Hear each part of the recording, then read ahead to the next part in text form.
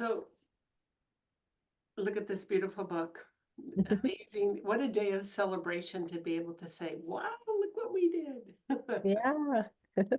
So Melissa Belongea, Belong, Belongea. Belongi, you just told Yes, me, and I just totally went right out of my brain. that's okay. Um, what a beautiful opportunity for us all to share some magic as we bring this book to the world. And the beautiful part about it is your contributing chapter.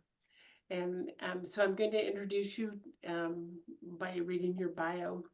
Melissa Belongea is a writer and creative strategist serving individual entrepreneurs and company leaders who desire breakthroughs in creating conscious lives, starting with relationships.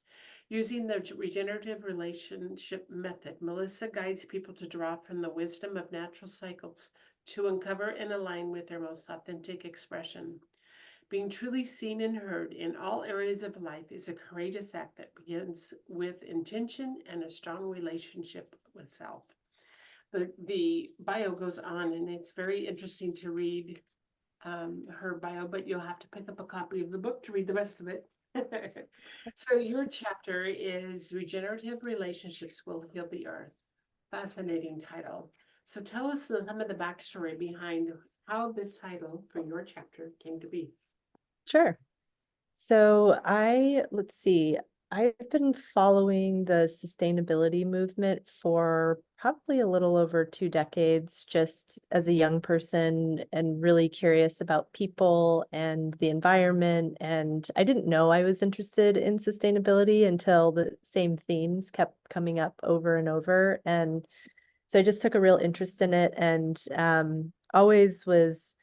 but I always thought about sustainability from the perspective of the human perspective and sort of the anthropology of it and, the cultural aspect of sustainability, which is different than coming at it from the environmental perspective, which what I tend to notice in the sustainability field is that by coming to it from the environmental perspective first and only, it kind of cuts out the relationship piece or the emotional social awareness. And so that's the piece that I have been continuing to search for in conversations around sustainability. And then as sustainability has evolved and grown as a practice and an industry and just more familiarity, and as the culture has embraced it more, it's actually starting to move into this new term regeneration. And so to me, that's really where, you know, where things need to go in order to sort of support the ecosystem of environment, people, and also, profit is part of that in a business context. So it's just really about, to me, it's really about shifting the paradigm from, again, these kind of like linear ways of thinking to nonlinear or more circular ways of thinking. And that equates to me on the relationship plane as, moving from a codependent dynamic, which is kind of the dominant relationship model in society right now, into interdependence, which is all about learning how to be sovereign and be individual in connection with other people. So really learning how to be in our power and be authentic and also be in healthy relationships with one another. And so to me, that's really the foundation of a regenerative relationship, is something that, the qualities of regeneration have to do with, expansion and growth and renewal and constant, composting of lessons and learning and to create new life, that kind of thing, versus, again, in that linear framework, things can be wasted more readily and it's not as efficient. And so regeneration is just this,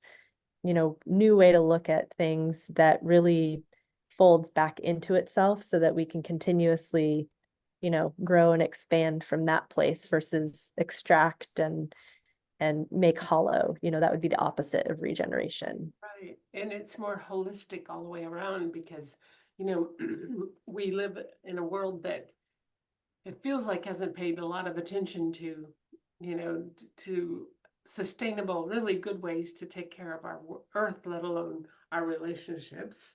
Yeah. It's been a very different type of world. And yet I think especially our young people like yourself, are waking up to there's got to be a different way. There Yeah, has to be a different way. And we cannot keep on in this pattern of craziness, you know. yeah. And in personal relationships, it's for many it was a very male dominated, and Mhm. he's the head of the house. I grew up in that kind of environment. Yeah. You couldn't even like my father was like women are last, Mhm. in a religious environment where I had to, even where I had scarf, when I spoke, Mhm. taught somebody like something about the scriptures in front of my Mhm. own brother when we were only 13 months apart. It was like, this doesn't Uh-huh. feel like life. Yeah. I was Yeah. rebelling about it, because it's not what I felt like was the. It didn't speak to my heart for sure. Yeah. Yeah. Yeah. So Yeah. your quote in the beginning of the book, which of your chapter, I really resonated with. It says, "Dream big, cultivating the vision of your dream relationship and nurturing them in that direction every day of is one of the most powerful things anyone can do to transform the mood of the world and the health of the earth. Starting with self, then with others, and radiating out to the world, the quality of relationships at every level defines our collective human experience." That is beautiful. Really kind of summarizes what you just said, but at the Mhm. same time shows what an incredible, unique human being you are to step into a world. And I really feel like for that, it's it's the young people that are going to turn the tide because they've Mhm. watched for so long. They grew up. Most young people have grown up with all of these things. Mhm. Whereas I was, my kids were pretty much grown before computers came about. Yeah. And we didn't have Yeah. these devices. And yet I watch in our neighborhood. There's lots of kids, but you never see them out playing. Yeah. And you see, Yeah. start questioning, where is everybody? What Yeah. are they sitting in their houses on their devices and not Yeah. not moving their bodies and experiencing the world and making friendships and all these things? And Yeah. so, where does that happy balance come in? Yeah. Yeah. And I mean, that's definitely part of the motivation of emphasizing emotional skills development and really highlighting this connection between, personal intimacy and relationship skills as being that, you know, piece that we're potentially glazing over and not paying attention to, just because, again, emotions are typically sort of sidelined as not important or, kind of they're too messy, they're too fluffy, like let's not deal with them. And that's really it's really cutting us off from connection with ourselves in this bigger way where so much I think of what is falling down in society are these, connections with other people and this sense of being able to connect with another person's humanity that maybe has a different background from one another when, humans really fundamentally are so similar. And it's just this, again, if we don't go deep enough into relationship with one another, it's hard to understand that, you know, somebody has a, same makeup, different perspective, and so that's what I think relationship skills really allow people to access is this deeper, richer emotional experience in relationship with other people because to me it's the most rewarding experience you can have is to have a, great interaction with somebody, even if it's just a stranger, you don't just having these skills doesn't mean you have to go super deep with everybody you cross paths with, but having these skills of self-intimacy and relational intimacy allows people to connect easier, even if it's just, you know, asking somebody, a more personal question that just gives you a little glimmer into how they see the world. It creates more of that compassion and empathy. And so that to me feels like the missing piece that we're missing right now in culture in terms of emphasizing more relational skills development to be able to help people feel more connected. Because I think that's when things kind of start to get weird, So. Well, it's interesting because even sometimes just a smile can make change the Mhm. countenance. Somebody, if you go at the grocery store and they act surprised when somebody's, looks them in the eye and smiles, you know, Yeah. and it goes so deep. But one of the quotes in your chapter says, "To be in love with oneself is to be in love with life." In this way, perhaps the highest form of self-love is in relationships when we can fully surrender our agendas and be in simple, full presence. Mm-hmm. So, where did this all begin for you? Have you always been that way, or did something in life make you say, "Hey, wait a minute, I don't like it like this"?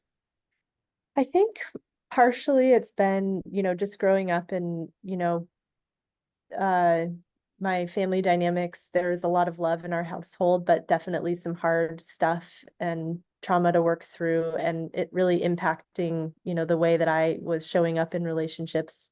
And at the same time, I always had this innate desire to really be fully seen and heard in a relationship. And as I've, gone through life, it has felt again that hasn't been the dominant relationship model, that it like there's always a sacrifice to be made or a compromise to be made. And I don't mean compromises in like, you know, not working together with somebody else. I mean compromises in people needing to compromise who they are in order to be in a connection with somebody else. And that was just something I always struggled with in terms of what felt like was the option for relationships. And so I've just been an investigator around different relationship theories, different relationship tools, and having my own experiences and really, aspiring to get to that place where the relationships I have in my life really are, a reflection of, they do allow me to grow and be my full self and feel fully accepted. And, through the course of that quest, of course, it always has brought me back to myself because, you know, we don't get into those types of relationships until we get really intimate with our own selves, as the passage to those types of, really what I like to call like clean relating, where it just feels clean, where it's just It's somebody's wholesome. not, what's Yeah, up? it's wholesome. Yeah, exactly. Yeah. And getting back to that basic goodness of just, you know, being able to support others while also not taking on other people's, things that they have to work through in their life. And again, that's that codependency dynamic that I think we're, you know, culturally trying to move away from, or at least I've seen that as a pattern where people are trying to figure out what is the sweet spot between being able to support another and stay true to myself. And so, again, I just think it's this um, comes down to just a skill set. It's just developing skills around it. It's not, you know, everyone's capable of doing it, but it's about the people who take time to really, you know, reflect and look at developing those skills that I think get the benefit of finding their way into these more, I guess, equal type relationships. And, the other thing that is on my mind these days is just this idea of self-love being a really isolating experience, because the message is always like, we have to do it on our own. And I think we learn how to love ourselves in relationship to others as well. So Absolutely. It that refines feels, us. It really yeah, refines us. And that's beautiful because it doesn't mean we have to be alone. It means right. that we grow in healthy relationship. Um, Yeah. and something that we pass on so much generationally, and it's time for all of us to kind of cut the generation keeps passing, a repeat of all these things that keep happening generation after generation. And then Yeah. to discover who we truly are as a person and be able to enjoy our life in the company of whether it's you choose to get married or whatever the scenario is, Yeah. just simply friendships Yeah. and being able to cultivate a deeper, more lasting, more rich experience as a Yeah. result of viewing life in a whole different way. Yeah. Well, and to come back to the title of the chapter, I just feel like we have a lot on our plate as a species of what That we need you- to tackle in the next decade. And it just, to me, there's not a regenerative future available unless we can work together. And that requires, again, relating to each other in new ways, which comes back to these skill sets and this ability to, learn how to drop defenses and engage in a more real way instead of, treating each other as avatars, and you know what I mean? Like, and again, these are just skills that we need to take time to develop. It's nothing more than that. And that's kind of what I really like to try to impart to people, is that it's just the micro actions, actually. It's just taking the small steps of being curious and open to how we show up and relate to one another that allows us that insight and ability to refine what we're doing, because it's always a work in progress, right? Like it's never gonna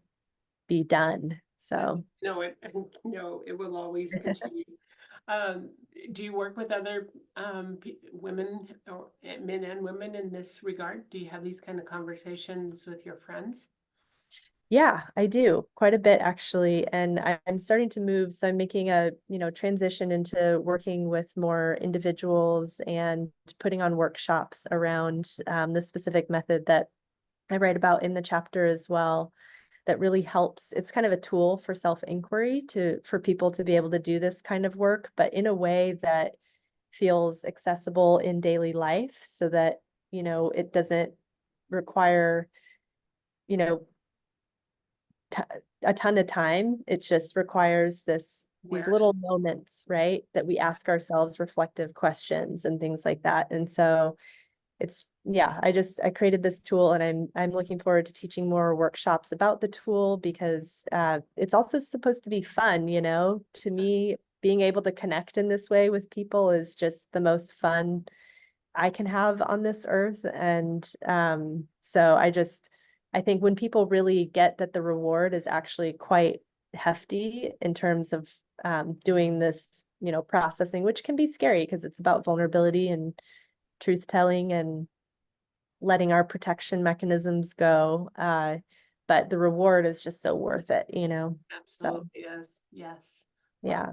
that is so beautiful, and congratulations to you that you listen to that awareness within you, and that you're continuing to grow.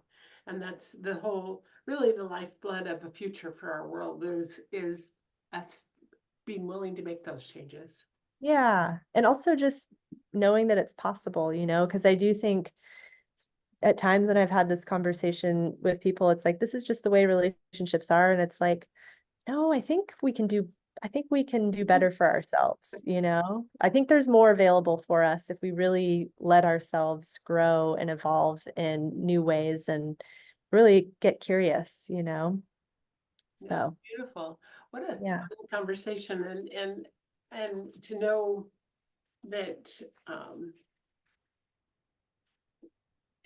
as it expands into every time you talk about this way with somebody else, and it opens up their mind, and the ripple effect that that can have is so refreshing versus Mhm. the same old kind of crazy way that we've lived our life, and the way families pass on these all these traits from generation to generation. Yeah. We can change the flow of that and Yeah. change it for future generations. How much better. And I really feel like our world is evolving anyway. I think Yeah. there's been enough things that have happened that is causing a wake up call Yes, now, that we definitely. know we have to do something different, or else what's this world going to be? And is it Right. what we want for future generations? Right. And a lot of times it comes down again to those micro moments of just like treating people well, when you have the chance and when you're in front of them and things like that. And just that feeling, I think, the word refreshing is right. It's like it's so refreshing when you are, you know, when two people come together and they're curious and they're wanting to learn about each other versus kind of fight or even just, you know, prop up their version of the world. Um, only, because it's everyone has their perspective, but it's just about understanding that we all have a piece of the larger perspective. And so it's about investigating what's your piece, what's my piece, and how do these pieces come together, you And how know? does it all connect? Yes. Yeah. Yeah. Well, thank you for a beautiful, fantastic interview, and it was wonderful to get to know you even better and what you bring to the world. And it's very refreshing to be able to hear all these beautiful different perspectives on a life better lived. Yeah. Well, thank you for the great questions, and I look forward to chatting more. Awesome. I look forward to it too. So if you have not picked up a copy of this book, if you're listening to this video, be sure and pick up a copy. It should be easy to find. You can go to Amazon and just type in Amazing Woman, Divine Legacy, or Marshingle, or any of our names, actually, I think. And you'll be able to find it. It will be soon in all the online bookstores. And so grab a copy and you will find. And if you're a gentleman and you have somebody significant that you think could enjoy this, be sure and get it for her. It would make a beautiful gift. Thank you. Yes, definitely. Thank you so Wonderful much. conversation. Thank you.